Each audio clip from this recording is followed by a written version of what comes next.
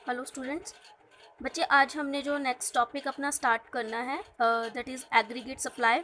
उस दिन हमें एग्रीगेट डिमांड की बात की थी और आज हमने एग्रीगेट सप्लाई डिस्कस करना है। तो अब देखो, एग्रीगेट सप्लाई क्या होता है कि it refers to the aggregate production as planned by the producer during an accounting year. Clear? जैसे एग्रीगेट डिमांड क्या था, वो भी क्या था, एक प्लान सिचुएशन थी कि हमने प्लान एक्सपेंडिचर कैसे करना है। और एग्रीगेट सप्लाई क्या चीज़ है, सप्लाई रिलेट करता है वर्ड आपका सेल से। ठीक है, ये चीज़ आप +1 में भी कर चुके हो जब हमने नॉर्मल थ्योरी ऑफ सप्लाई का चैप्टर पढ़ा था कि सप्लाई मीन्स कि जितना एक प्रोड्यूसर रेडी होता है मार्केट में सप्लाई करने के लिए, इट मीन्स अ सेल। ठीक है, तो अब एग्रीगेट डिमांड क्या होगा, सॉरी एग्रीगेट सप्लाई का क्या होगी, आपकी एग्रीगेट प्रोडक्शन आ जाएगी इसमें अब कंप्लीट। ठीक है, कि कंप्लीट जो भी वैल्यू होगी आपकी, value of goods and services. Clear? ये चीज़ याद रखना, वैल्यू मीन्स उनकी money value. Clear? Money value of goods and services, that is aggregate production, जो हम प्लान, एक प्रोड्यूसर प्लान कर रहा है अकाउंटिंग ईयर में मार्केट में सेल करने के लिए। ठीक है, तो इसलिए अब सप्लाई है तो ऑब्वियसली ये रिलेट किससे करेगा, आपका flow of goods and services, क्योंकि आपकी सप्लाई ऑलवेज चेंज होती रहती है। ठीक है, तो जैसे अब आपको याद होगा कि हमने एक सेकेंड चैप्टर किया था जिसमें हमने जो सर्कुलर फ्लो उसमें किया था। ठीक है, तो उसमें हमने ये चीज़ देखी थी ना कि जितना भी आपका जो वैल्यू एडिशन होता है, कि आपका जो प्रोडक्शन है, प्रोडक्शन से ही आपकी क्या जनरेट हो जाती है, ब्रदर, आपकी इनकम जनरेट हो जाती है। ठीक है, तो वही इनकम को फिर हम क्या कर देते हैं, लोग क्या है खर्च कर देते हैं, उसके बाद फिर से प्रोड्यूसर क्या है प्रोडक्शन करता है, देन फिर इनकम जनरेट होती है, एंड ये सर्कल क्या है आपका चलता रहता है। ठीक है, तो अब देखो, अब जितनी भी वो गुड्स एंड सर्विसेज प्रोड्यूस करेगा, हमने ये मान के चलना होता है कि जो जो भी प्रोड्यूसर, सपोज हम जैसे प्रोड्यूसर है, हम क्या सोच के चलेंगे कि जितनी भी हम क्या करें, ज़्यादा से ज़्यादा मार्केट में क्या करें, सप्लाई करें। ठीक है, जिससे हमें क्या जनरेट होगी, इनकम। तो अगर जितने ज़्यादा हम प्रोडक्शन करेंगे, ठीक है ना, वैल्यू एडिशन करेंगे, वैल्यू एडिशन मतलब प्रोडक्शन करेंगे। क्लियर? तो उससे क्या होगा, उतनी ज़्यादा हमें क्या जनरेट होगी, इनकम जनरेट होगी। क्यों? क्योंकि हम प्रोडक्शन, हम यही मान के चलते हैं कि जितनी हम प्रोडक्शन कर रहे हैं। ठीक है, क्योंकि देखो एग्रीगेट सप्लाई क्या है, aggregate production planned by the producer. ठीक है ना, प्लान्ड का मतलब यही है कि हम जितनी प्लानिंग करेंगे प्रोडक्शन की, उतना हम क्या करेंगे, सेल कर देंगे, उतना ही हम सेल कर देंगे। अगर हमने 20,000 जो क्या है, ठीक है, 20,000 रुपीज़ की अगर प्रोडक्शन की है, तो इतना ही हम क्या कर देंगे, सेल कर देंगे। मतलब ये एक हमने अजम्पशन मान के चलनी है। ठीक है, तो जितना ज़्यादा हम मार्केट में सेल करेंगे, एक्सपोज कर लो 40,000 रुपीज़ की, याद रखना मनी वैल्यू लेनी है, फिजिकल टर्म नहीं लेनी। ये नहीं लेना हमने कि हमने 2,000 यूनिट सेल की है, नहीं, हमने मनी वैल्यू लेनी है। अगर 20,000 रुपये की चीज़ सेल कर दी है मार्केट में, तो उससे क्या होगा, हमें कितना रुपये आएगा, 20,000 ही आएंगे ना। तो वो क्या है, आपकी इनकम जनरेट हुई। ठीक है, तो इसलिए जनरली ये माना जाता है कि जो आपकी एग्रीगेट सप्लाई है वो किसके इक्वल होती है, आपकी इनकम की। ठीक है, एग्रीगेट सप्लाई ये आपकी होती है इनकम, एग्रीगेट सप्लाई किसकी इक्वल होगी, आपकी ऑलवेज इनकम की। ठीक है, तो जैसे our knowledge of national income accounting tells us that value added and income generated are identical to each other. अब देखो, नेशनल इनकम अभी हमने चैप्टर नहीं किया, पर जनरली मैं आपको बता देती हूँ नेशनल इनकम की हमारी कंट्री को टोटल कितनी इनकम जनरेट होती है। ठीक है, तो उसमें क्या है, जितनी भी हम वैल्यू एडेड करते हैं, वैल्यू एडेड का मतलब जितनी हम प्रोडक्शन करते हैं, तो हम यही मानते हैं कि वो हम प्रोडक्शन क्या है, सेल कर देते हैं। ठीक है, तो जितनी प्रोडक्शन आप सेल कर देते हो, तो उससे आपको क्या जनरेट होगी, इनकम ही जनरेट होगी। क्लियर? तो इट मीन्स वो दोनों क्या हो जाती हैं, इक्वल हो जाते हैं। तो इसलिए एग्रीगेट सप्लाई और इनकम को हम क्या मानते हैं, आइडेंटिकल मीन्स इक्वल मानते हैं। क्लियर हुई? क्योंकि देखो, एएस क्या है, आपका फ्लो है ऑफ गुड्स एंड सर्विसेज, जो हम प्लान करते हो। ठीक है, जो आप सेल करते हो, जब सेल करोगे उससे क्या जनरेट होगी, इनकम। तो it means aggregate supply equals to your income. Clear? ये चीज़ हमने यहाँ पे ध्यान रखनी है, एग्रीगेट सप्लाई मतलब ओवरऑल हम पूरी अपनी इकोनॉमी में जितनी सप्लाई हो रही है या जितनी हम सेल कर रहे हैं आउटपुट, उसके बारे में बात कर रहे हैं। ठीक है, तो यहाँ पर भी ये जो आपका मैक्रो इकोनॉमिक इक्विलिब्रियम का पॉइंट क्रिएट करते हैं एग्रीगेट डिमांड और एग्रीगेट सप्लाई। तो यही फिर से वही चीज़ याद आपको कह रहे हैं कि जो एग्रीगेट सप्लाई क्या है, आपकी प्लान्ड प्रोडक्शन है, ना कि आपकी डिज़ायर्ड प्रोडक्शन। क्या मतलब एक्चुअल आउटपुट नहीं है, प्लान्ड है, और जनरली हम जो जो हमारी प्लान्ड होती है हम वही एक्चुअल प्रोड्यूस करने की कोशिश करते हैं, ठीक है। तो अब हमें अनसर्टेनिटी का तो नहीं पता, फ्यूचर का तो नहीं पता कि जो हमने, ज़रूरी नहीं कि जो हमने प्लान किया वही हमारी एक्चुअल आउटपुट हो, हमारी एक्चुअल आउटपुट कम या ज़्यादा भी हो सकती है, बट जनरली हम ये अजम्पशन मान के चलते हैं कि जितनी हमने प्लान किया उतनी ही हम एक्चुअल प्रोडक्शन भी करें। तो desired production is what the producer desire to produce और plan to produce during an accounting year. तो क्लियर हुआ अकाउंटिंग, और सॉरी आपको एग्रीगेट सप्लाई का मीनिंग। तो अब देखो उसी अकॉर्डिंग जो उसका स्केड्यूल भी बहुत इजी है कि जो अकाउंटिंग जो आपका सॉरी एग्रीगेट सप्लाई है वो किसके इक्वल होता है, आपके इनकम के इक्वल होता है, ठीक है। तो यहाँ बच्चे इन्होंने सिर्फ इनकम और एग्रीगेट सप्लाई का ही रिलेशन दिखाया है। जनरली मैं आपको ये बता दूं कि जैसे हमने एग्रीगेट डिमांड में किया था तो उसमें हमने दो चीज़ें की थी कि हम कहाँ कहाँ खर्चा करते हैं, तो आपका वहाँ पे पॉइंट आता है कंजम्पशन प्लस इन्वेस्टमेंट का। तो एग्रीगेट सप्लाई में बच्चे आपका फंक्शन आता है कंजम्पशन प्लस सेविंग का, ठीक है। क्योंकि चलो प्रोड्यूसर की बात एक बार छोड़ दो, अपने बेसिस पर सोचो, जब हमें इनकम होती है, ठीक है, सबसे पहले हम मेन काम क्या करेंगे, कंजम्पशन जब एक टाइम तक हमारी जो नीड्स हैं वो पूरी होने लगती हैं, ठीक है, हमारे पास इनकम ज़्यादा बढ़ने लगती है। ये तो नहीं जितनी ज़्यादा हमारी इनकम बढ़ती रहेगी हम उतनी ही ज़्यादा कंजम्पशंस बढ़ाते रहेंगे, नहीं, हम क्या है कुछ ना कुछ सेव भी करने लगेंगे, ठीक है। तो वो क्या हो जाएगा हमारा सेविंग। नॉर्मल यही चीज़ होती है आपकी इनकम से रिलेटेड। और इनकम किसके इक्वल होती है, हमारी एग्रीगेट सप्लाई। तो एग्रीगेट सप्लाई का फंक्शन भी क्या बन जाता है आपका, कंजम्पशन प्लस सेविंग, ठीक है। तो ये हमने प्रोड्यूसर पॉइंट ऑफ व्यू से सोचना है। क्लियर हुआ कि वो भी तो एटलीस्ट वो भी क्या करेगा, कंजम्पशन प्लस सेविंग ज़रूर करेगा, ठीक है। तो वो अपने प्रोड्यूसर वे से सोच रहा है कि कितना कंजम्पशन करनी है, मतलब कितनी प्रोडक्शन करनी है, या फिर कितना उसने अपने अमाउंट को सेव करना है। तो ये जनरली क्या है, दोनों का फंक्शन आपका सेम आता है अकाउंटिंग सॉरी एग्रीगेट सप्लाई का consumption plus saving and income का कंजम्पशन प्लस सेविंग, ठीक है। तो अब इसमें बच्चे आपने बेसिकली ये हम डायग्राम करेंगे, इस ये वाला स्केड्यूल आपने यूज़ करना है, क्लियर, जिस पे आपको सारी क्लैरिटी हो जाएगी कि मतलब इनकम और एग्रीगेट सप्लाई का भी पॉइंट आपका आ जाएगा और कंजम्पशन सेविंग का भी।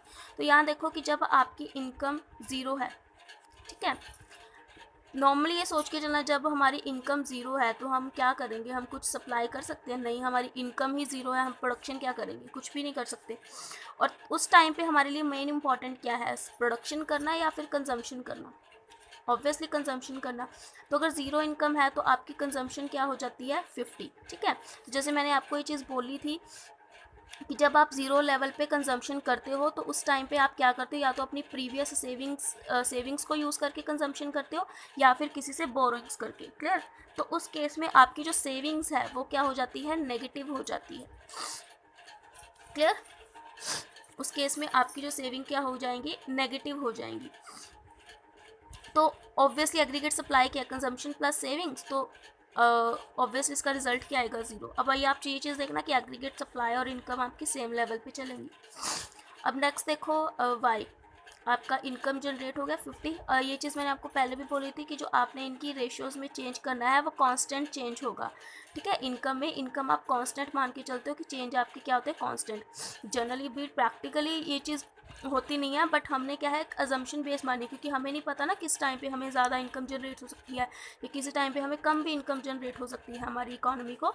बट हम क्या है एक कंसिस्टेंसी लेवल लेके चलते हैं फॉर दिस स्केड्यूल या फिर अपनी डायग्राम के लिए, ठीक है।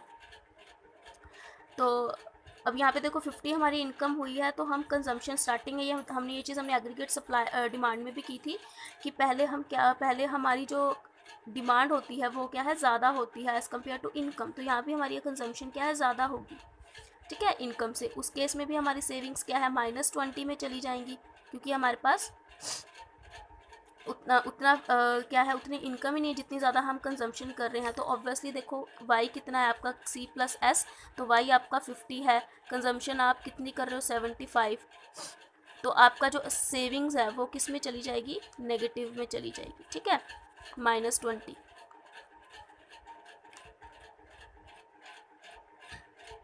एक सेकेंड, यहाँ पे आई गेस 25 होना चाहिए।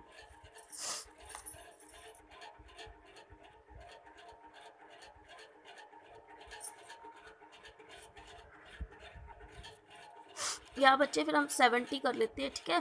कंजम्पशन हमारी क्या है 70, तो उससे आपका रिजल्ट क्या है सेविंग्स का -20, क्लियर। तो ये 50 आ गया आपका यहाँ पे। देन इनकम और जनरेट हुई, एक लेवल पे आकर हमारी इनकम किसके इक्वल हो जाती है, हमारी एग्रीगेट डिमांड के, तो मतलब वो कंजम्पशन के इक्वल हुई हमारे, क्लियर। सेविंग्स आपकी कुछ भी नहीं होगी, एग्रीगेट सप्लाई आपकी कितनी हो जाएगी 100, क्लियर। देन अगेन इनकम बढ़ेगी आपकी, consumption 125, then savings again consumption plus saving, aggregate supply 150, 200, 150, 50, 200, clear.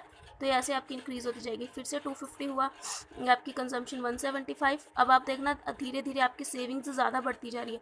No doubt consumption भी आपकी बढ़ रही है, बट उनका जो मार्जिन है ना वो कम हो रहा है आपका, ठीक है। क्यों? क्योंकि एक लेवल पे आके हम आप सेविंग करना शुरू कर देते हैं और कंजम्पशन को है पहले तो बहुत ज़्यादा जल्दी बढ़ाते हो, फिर धीरे धीरे बढ़ाते हो, ठीक है।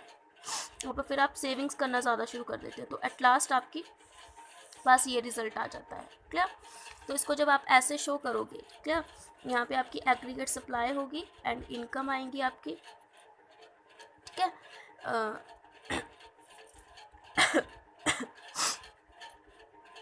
अब यहाँ पे देखो तीनों ही आपने डायग्राम शो करनी है। सबसे फर्स्ट वन जो शो करोगे दैट इज कंजम्पशन, ठीक है। तो कंजम्पशंस के पॉइंट देखो अपने, दैट इज 50, ठीक है। यहाँ पे बच्चे आप 1 2 3 कंसेप्ट ले लो, क्योंकि आपकी जो एग्रीगेट सप्लाई है इनकम कम्प्लीटली इसी यहाँ पे शो होंगी, तो यहाँ पे आप कंफ्यूज हो सकते हो। 1 2 3 ले लो बेसिकली,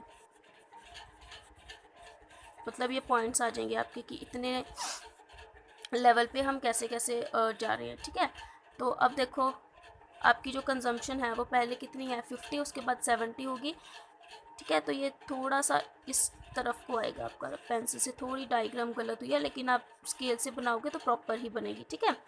तो ये आपकी कंजम्पशन फंक्शन जाएगा इसके अकॉर्डिंग, ठीक है। सेविंग फंक्शन आपको पता है नेगेटिव है, तो इसका ऑलवेज जो साइड है वो नेगेटिव से जाएगा आपका सेविंग्स का।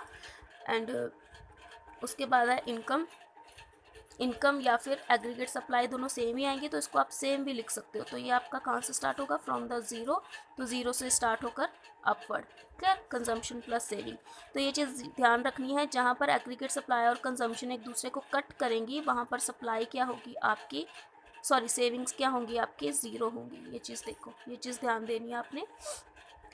इनकम, कंजम्पशन और एग्रीगेट सप्लाई तीनों जहाँ पर आपके इक्वल हुए वहाँ पर आपकी सेविंग्स क्या होती हैं, ज़ीरो। तो ये बेसिकली पॉइंट आपको शो करना है, ठीक है। तो ये आपका प्रॉपर शेड्यूल बनता है, क्लियर। उसके बाद देखो बच्चे ये चीज़ यहाँ पर कि हम बेसिकली इनको आइडेंटिकल क्यों मानते हैं इनकम एंड एग्रीगेट सप्लाई को।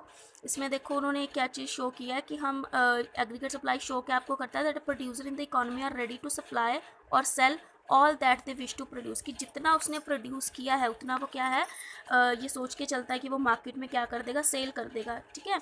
अब सेकंड देखो क्वेश्चन क्या था कि why do the producer wish to sell या supply all that they wish to produce, कि मतलब क्यों चाहता है प्रोड्यूसर कि जितना उसने बनाया है प्रोड्यूस किया है वो उतना सारा सेल कर दे, ठीक है। फर्स्ट ऑफ ऑल अपनी इनकम जनरेशन के लिए, ठीक है, कि अपनी इनकम को इंक्रीज करने के लिए। This is because there is excess capacity in the economy, accordingly there is a rise in demand, the producer respond to by planning an equal rise in supply। तो देखो अब यहाँ पर वो क्या मान के चलता है कि हमें क्या ये एक ना कीन्स ने बच्चे थ्योरी दी थी, ठीक है, जो कीन्स है। तो इसी पॉइंट को पहले देखो कि कीन्स ने क्या थ्योरी दी थी कि ऑलवेज जो आपकी मार्केट में क्या है एक्सेस कैपेसिटी रहती है डिमांड की, ठीक है, क्योंकि डिमांड करने के लिए हमें कुछ ना कुछ तो चाहिए ही होता है। और कीन्स ने क्या किया था, जब मैंने आपको ये चीज़ बताई थी ना कि ग्रेट डिप्रेशन 1930 आया था, जब आपकी डिमांड जो है वो बहुत ज़्यादा कम हो गई थी, तो अनएम्प्लॉयमेंट जनरेट हो गई थी। तो उस पॉइंट बेसिस पे उसने बताया था कि आपकी कहीं किसी भी इकोनॉमी ने थोड़ी बहुत जो है अनएम्प्लॉयमेंट रहती ही रहती है, क्लियर। तो अगर आपको अपनी प्रोडक्शन इंक्रीज़ करनी है तो ऑब्वियसली आपको क्या करना पड़ेगा, लोगों को एम्प्लॉय करना पड़ेगा, क्योंकि जो अनएम्प्लॉयड है वो तो ओवरऑल आपकी इकोनॉमी में डिमांड कर ही नहीं सकते किसी चीज़ की, ठीक है। तो आपकी डिमांड तो कम रही, बट वो एक्सेस कैपेसिटी कैसे इंक्रीज़ हो जाती है, जब आप अपनी प्रोडक्शन को इंक्रीज़ करने के लिए क्या करोगे, ऑब्वियसली लेबर ही ज़्यादा लगाओगे ना। तो उनको क्या करोगे, अगर आप एम्प्लॉयमेंट दे दोगे तो एम्प्लॉयमेंट देने से क्या है, उन पे क्या आएगा इफेक्ट कि उनके पास इनकम जनरेट हो जाएगी। जब इनकम जनरेट होगी इट मीन्स अब वो ओवरऑल मार्केट में क्या कर रहे हैं, डिमांड स्टार्ट कर रहे हैं। तो ऑब्वियसली वो किसका पॉइंट आ गया, आपका एक्सेस कैपेसिटी का। तो जब एम्प्लॉयमेंट जनरेट होगी, एम्प्लॉयमेंट जनरेट होने से क्या हो गया, आपकी प्रोडक्शन ज़्यादा होगी, प्रोडक्शन ज़्यादा होने से क्या हो गया, आप सप्लाई ज़्यादा करने लगे, और सप्लाई ज़्यादा होने से क्या हो गया, आपकी इनकम जनरेट होने लगी। ठीक है, तो वैसे वैसे ही ओवरऑल इकोनॉमी में इनकम भी जनरेट होती रहती है। तो उसी तरह बोला जाता है कि एग्रीगेट सप्लाई क्या क्रिएट करती है, आपकी इनकम क्रिएट करती है। क्या, और ये चीज़ आपको देखिए कि यहाँ पर ये देखो जो लाइंस में लिखा है आप इन्होंने कि जो एग्रीगेट, यहाँ पर एग्रीगेट डिमांड और एग्रीगेट सप्लाई है ना, आपका प्राइस लेवल पर इफेक्ट नहीं करता। ठीक है, क्यों, क्योंकि हमने यहाँ पे मैक्रो इकोनॉमिक्स पढ़ रहे हैं, और यहाँ पर हमने ये चीज़ बोली भी है कि हमने यहाँ रिलेशन दोनों का किसके साथ दिखाना है, इनकम एंड एम्प्लॉयमेंट के साथ। ठीक है, तो देखो हमने वही चीज़ कि एग्रीगेट डिमांड में भी हमने इनकम एंड एम्प्लॉयमेंट के साथ रिलेशन दिखाया, और एग्रीगेट सप्लाई में भी इनकम एंड एम्प्लॉयमेंट के साथ ही हम इसका रिलेशन दिखा रहे हैं। ठीक है, क्योंकि देखो प्राइस कांस्टेंट क्यों रह जाता है, क्योंकि जैसे ही हमारी प्रोडक्शन इंक्रीज होती है, ठीक है, क्योंकि हमने लोगों को काम दे दिया, जैसे हमारी प्रोडक्शन इंक्रीज हुई, लोगों को काम दिया, इट मीन्स उनके पास इनकम आ गई, तो ऑटोमेटिकली ओवरऑल मार्केट में क्या हो गया, एग्रीगेट डिमांड भी इंक्रीज होगी, तो ऑटोमेटिकली ये क्या हो जाती है, इक्वल सिचुएशन में ही रह जाती हैं, तो प्राइस को बढ़ाने का इसमें पॉइंट नहीं आता। ठीक है, क्योंकि हम यहाँ पे मैक्रो लेवल पे बात कर रहे हैं, किसी एक प्रोड्यूसर की बात नहीं कर रहे हैं। ठीक है,